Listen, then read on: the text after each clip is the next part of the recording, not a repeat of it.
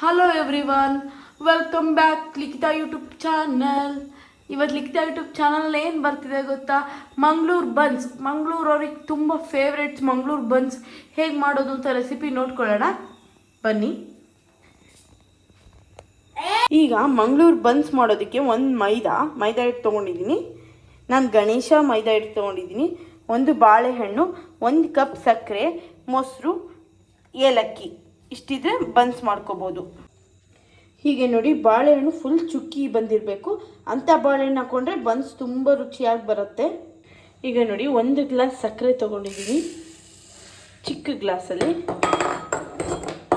ಆಮೇಲೆ ಏಲಕ್ಕಿ ಕಾಳುಗಳನ್ನ ಇದ್ರೊಳಗೆ ಹಾಕೊಳ್ಳೋಣ, ರುಬ್ಕೊಳ್ಳೋಣ. ಏಲಕ್ಕಿ ಕಾಳು ಹಾಕ್ಕೊಂಡಿದ್ದೀನಿ, ರುಬ್ಕೊಳ್ಳೋಣ. ಈಗ ನೋಡಿ, ಸಕ್ಕರೆ ಪುಡಿ ಮತ್ತು ಏಲಕ್ಕಿ ಪೌಡ್ರಾಗಿ ಬಂದಿದೆ. ಈಗ ಇದಕ್ಕೆ ಹಾಕ್ಕೊಳ್ಳೋಣ ಬಾಳೆಹಣ್ಣೊಳಗೆ. ಈಗ ಸ್ಮ್ಯಾಶ್ ಮಾಡ್ಕೊಳ್ಳೋಣ.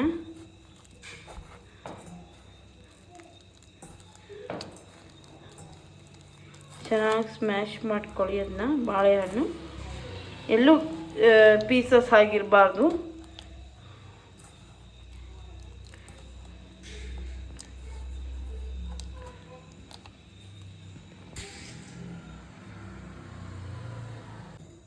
ಈಗ ನೋಡಿ, ಇದು ಕಲಿಸ್ಕೊಂಡಿದ್ದಾಗಿದೆ. ಗಟ್ಟಿ ಮೊಸರು ಹಾಕ್ಕೊಳ್ಳೋಣ ಇದಕ್ಕೆ ಕಲಿಸ್ಕೊಳ್ಳೋದಕ್ಕೆ.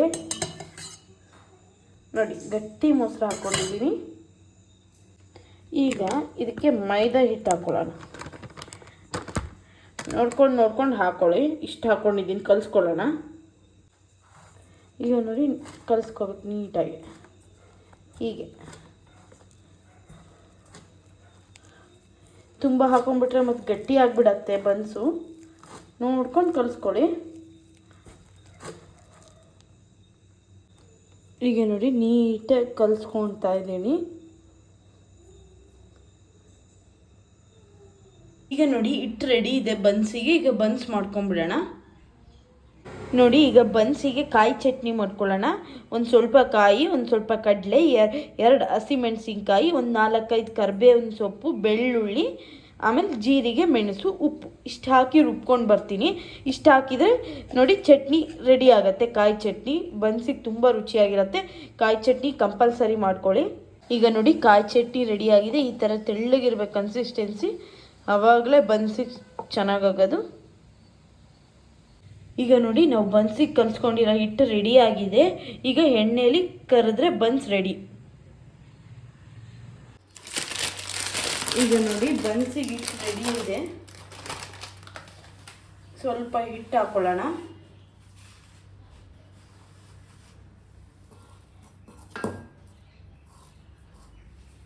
ಈಗ ಇಷ್ಟು ಹಿಟ್ಟು ತಗೊಳ್ಳೋಣ ಬನ್ಸಿಗೆ. ನೋಡಿ, ಪೂರಿ ಮಾಡ್ತೀವಲ್ಲ ಅದೇ ಥರ ಇರಬೇಕು ಬನ್ಸು.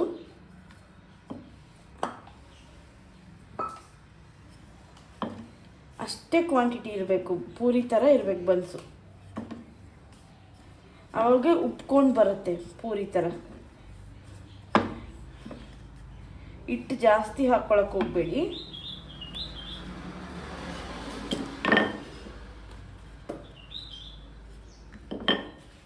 ಈಗ ಒಂದು ರೆಡಿ ಇದೆ.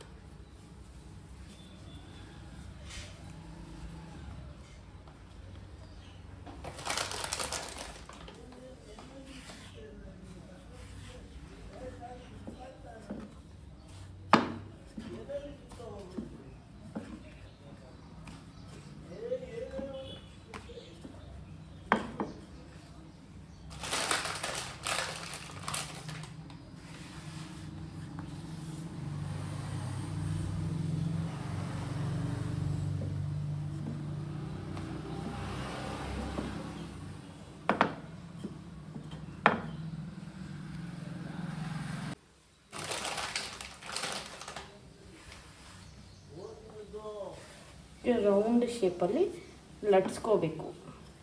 ಪ್ರೆಷರ್ ಬಿಡಬೇಡಿ, ಅದೇ ಮೂವ್ ಆಗುತ್ತೆ. ಈಗ ನೋಡಿ, ನಾನು ಮೈದಾ ಹಿಟ್ಟಲ್ಲಿ ಮಾಡ್ಕೊಂಡಿದ್ದೀನಿ.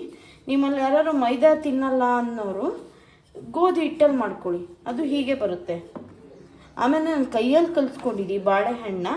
ನೀವು ಬೇಕಾದ್ರೆ ಮಿಕ್ಸಿಗೆ ಹಾಕ್ಕೊಂಡು ರುಬ್ಬೋದು. ಒಂದು ಬಾಳೆಹಣ್ಣು, ಒಂದು 4 ಟೇಬಲ್ ಸ್ಪೂನ್ ಮೊಸರು, ಆಮೇಲೆ 1 ಕಪ್ ಸಕ್ಕರೆ, ಇಷ್ಟು ಹಾಕ್ಕೊಂಡು ರುಬ್ಕೊಳ್ಳಿ. ಆಮೇಲೆ 1 ಟೇಬಲ್ ಸ್ಪೂನ್ ಆಯಿಲ್.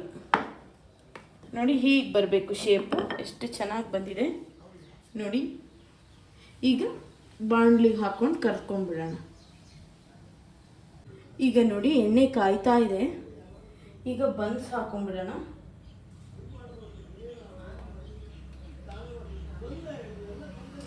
ಹೀಗೆ ನೋಡಿ, ಈಗ ಅದು ಮೇಲೆ ಎದ್ದೇಳುತ್ತೆ.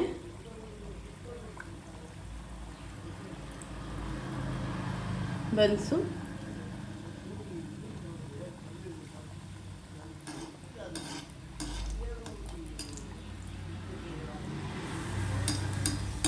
ಹೀಗೆ ಎಣ್ಣೆ ಹಾಕೊಳ್ಳಿ. ಅದಕ್ಕೆ ಮೇಲೆ ಹಾಕೊಂಡ್ರೆ ಉಟ್ಕೊಂಡು ಬರುತ್ತೆ ಬನ್ಸು.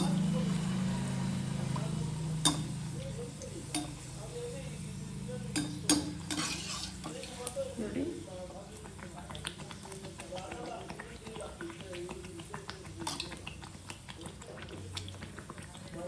ನೋಡಿ ಬನ್ಸ್ ಹೆಂಗೆ ಉಟ್ಕೊಂಡು ಬರ್ತಾ ಇದೆ.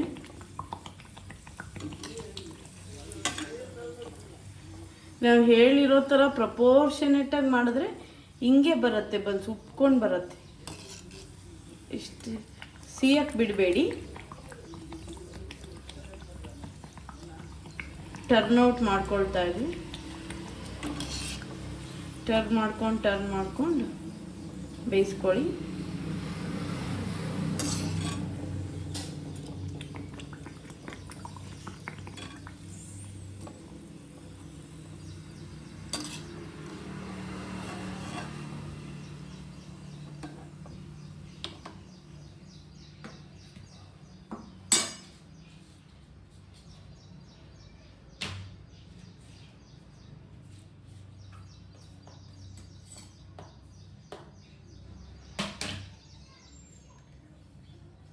ಈಗ ನೆಕ್ಸ್ಟ್ ಇನ್ನೊಂದು ಬನ್ಸ್ ಹಾಕ್ಕೊಳ್ಳೋಣ.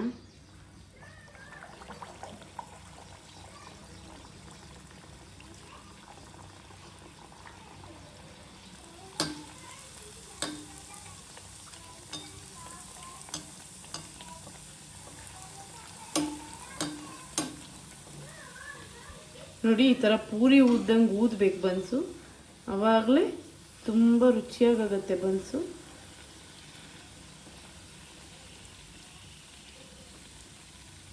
ನೋಡಿ ಶೇಪ್ ನೋಡಿ ಎಷ್ಟು ಚೆನ್ನಾಗಿದೆ.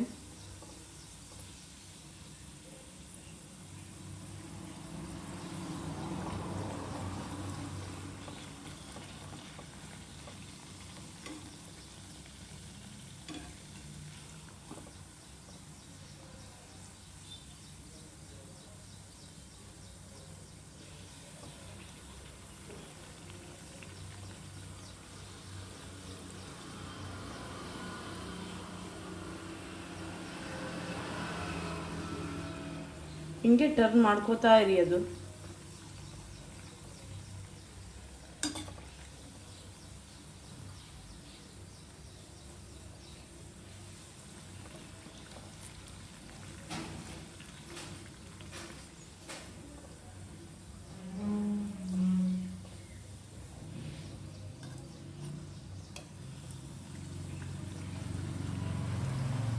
ಹೀಗೆ ಪೂರಿ ಉದ್ದಂಗೆ ಊದ್ತಾ ಇರಬೇಕು ಬನ್ಸು, ಆವಾಗಲೇ ಬನ್ ಥರ ಇರುತ್ತೆ.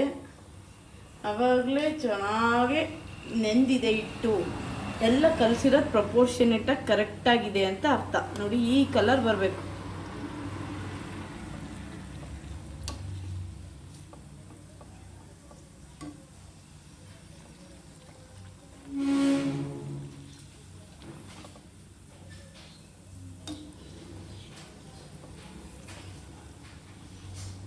ನೋಡಿ ಈಗ ಬನ್ಸ್ ರೆಡಿ ಇದೆ.